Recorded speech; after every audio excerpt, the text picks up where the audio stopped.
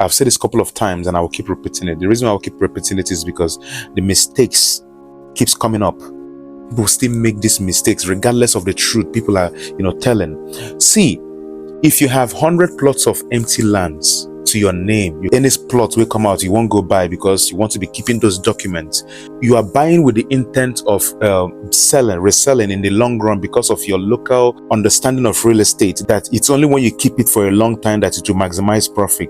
With the only traditional mindset of you have to keep it for a longer time for the area to develop. Why? You're not developing yours, so see how wicked you are for other people to develop so that yours will actually maximize in profit. If that is the only real estate mindset you have, you are making the worst mistake of your life by buying lands here and there and keeping them. Let me tell you something. As somebody who is actually into the prop tech industry, I can tell you from data, most cases surrounding some properties are most landed properties that the owners didn't build or do anything inside. They just left it, hoping that other people will develop that area, forgetting that people that are developing that area with a business mind are making more. They will even make triple of that thing, that rubbish thought you have that you will keep it for a longer time, then now sell it 50 million. See, with all of your 100 plots, if you didn't develop one, you have nothing. If you didn't develop any single one, you are no different from the person who didn't buy in the first place. Out of your 100 plots, sell 50. Use and develop the rest. Empty plots, they're hungry to sell. Empty plots, they're hungry. See, if you leave empty plot on earth, go and ask the dead.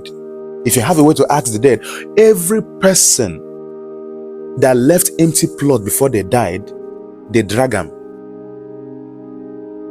If they not drag them, they nearly drag them. It is not healthy to buy lands and show your kids. That's not a good upbringing. It's going to make them lazy.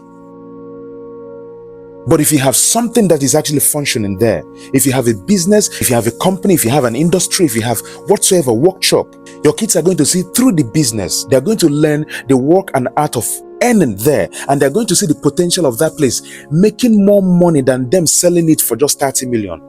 So if you introduce empty lands to kids, it's going to make them lazy. In fact, they could even pray when you die, make them sell them. But if you introduce them to a legacy, to something that they see, that they've actually lived with, something that is actually legacy oriented, something that they know that this is a source for a livelihood, you know that whatsoever they are going to sell this land or this property for, they are going to make triple from that legacy. Haven't you asked yourself the reason why most lands in the village have been dragged?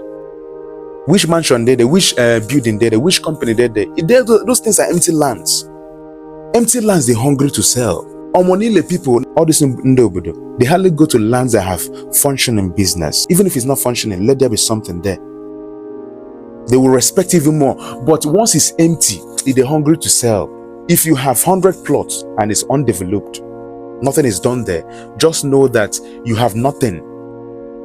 Because if you decide to use money from your own pocket, put them for case where they the land, you get to realize that the reason why you are even leaving it in the first place to maximize profit is a waste. It's a wrong investment to start with.